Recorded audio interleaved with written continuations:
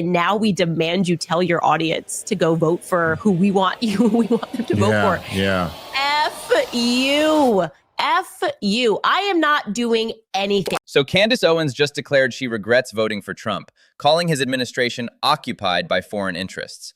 With 6 million podcast subscribers, she's breaking from MAGA over the Iran war, Charlie Kirk's assassination, and blocked Epstein investigations.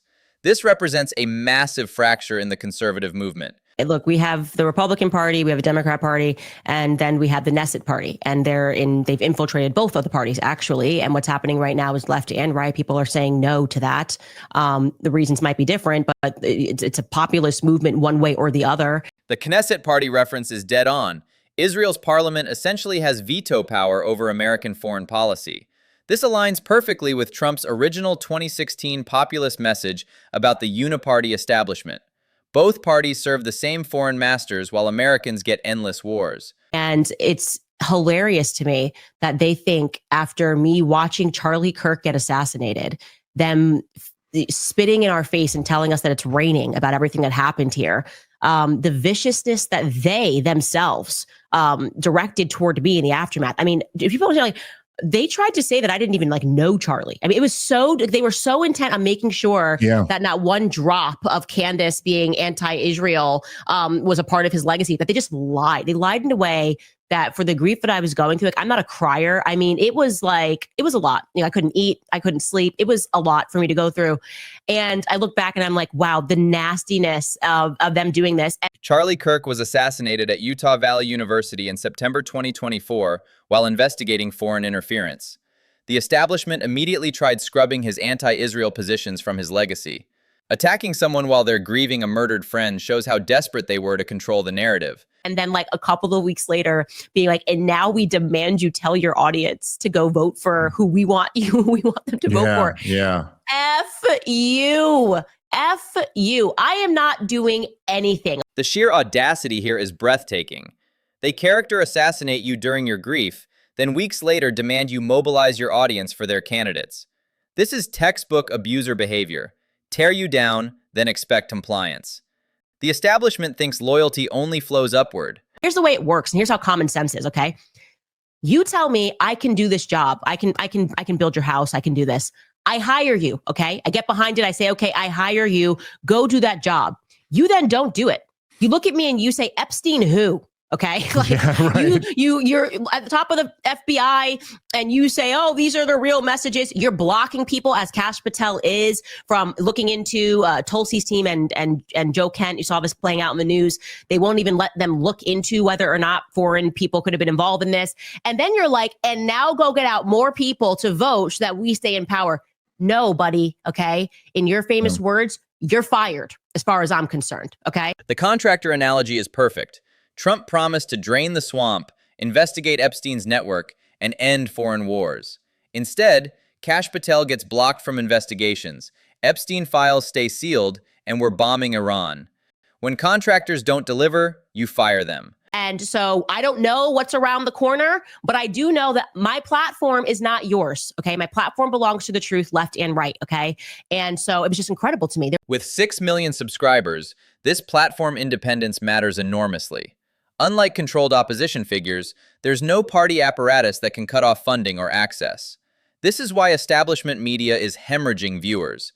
People want truth, not partisan theater. Political life stopped when Charlie Kirk was murdered and you wanted me to move on. I'm not moving on from it. Yeah. By the way, it wasn't because of Nick Fuentes and Tucker Carlson sitting down that MAGA got splintered. It got splintered when you said Epstein who? That's it. Exactly right. The establishment blames Fuentes and Carlson for the MAGA split. But it started when Trump said, Epstein who? The base wanted the swamp drained, not protected. Breaking campaign promises about cleaning house is what created the fracture. What is this? Did the Loch Ness swamp monster come up and swallow the MAGA party? Actually, who is the Loch Ness monster? I think it's Israel. Okay, I think it's Israel, actually. That's a good point. And if Trump suddenly joined the Never Trump party, which he did, right? Trump joined the Never Trump movement. That's what's happening right now. And now they're trying to tell us to join it. I'm good. I've always been against the Never Trumpers, and I'm going to stay that way, even if Trump has joined them.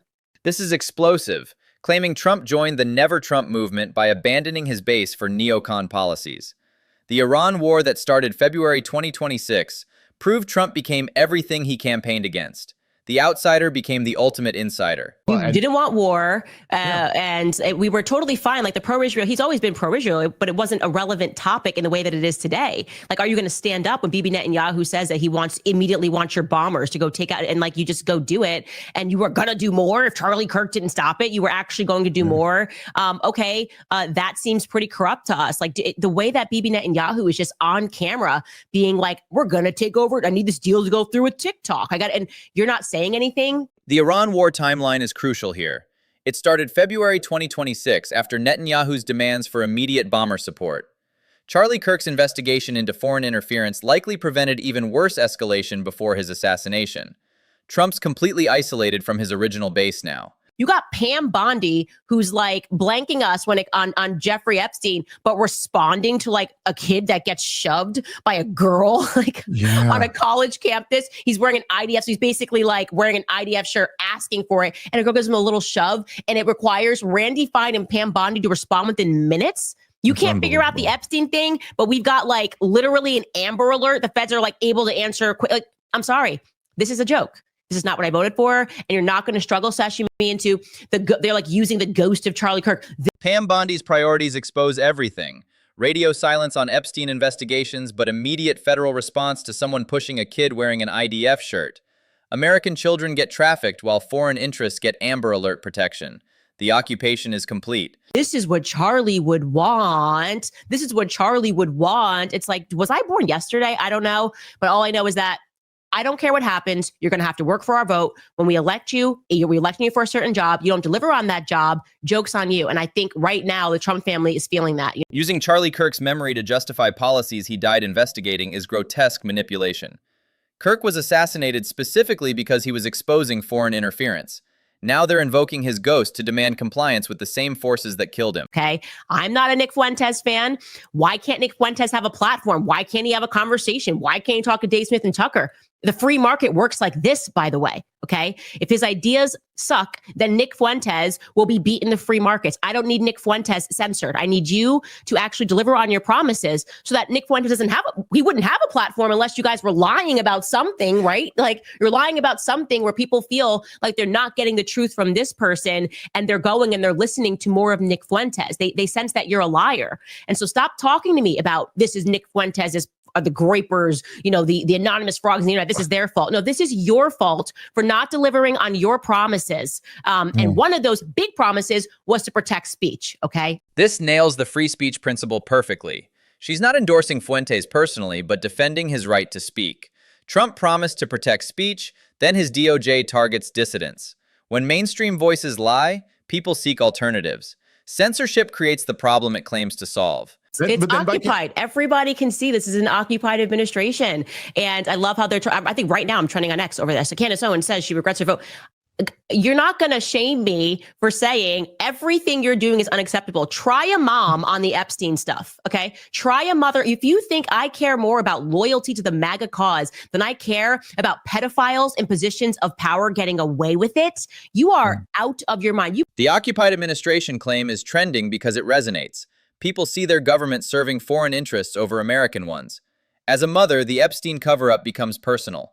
Protecting children from predators should transcend party loyalty, and it absolutely does. So this is effectively like the Biden administration, but totally actually worse because Trump has his wits about him, right? So with Biden, at least we knew, right, that he had dementia before they admitted it. At least we knew he wasn't in control the whole time. It's almost worse because Trump doesn't have dementia, because Trump is actually sharp and he is aware and he is still occupied and somebody else is calling the shots.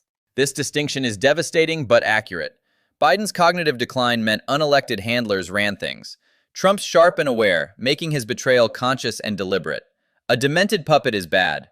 A sharp leader choosing to serve foreign masters is worse. It's infiltration. They have to like pretend, and then infiltrate, and then try to force like neocon, pro-military, pro-intervention, nonstop bombing of some countries so we can steal their resources and pretend that there was some moral democratic reason that we were there.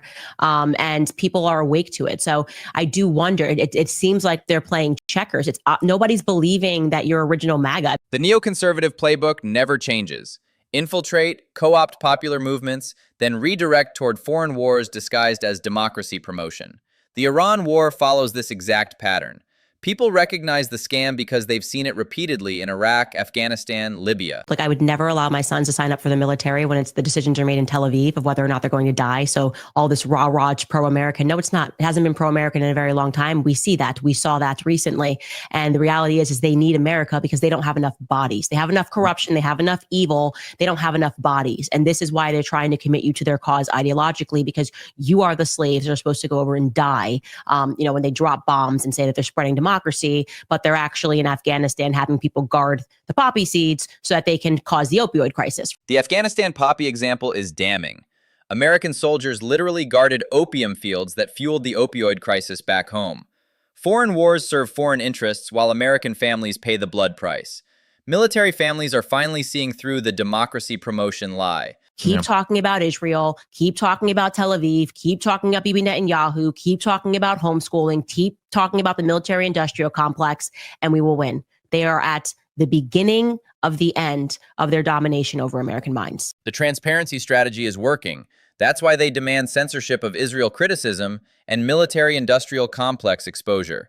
Truth destroys their power, which is why they're so desperate to silence voices like this. The domination over American minds is ending.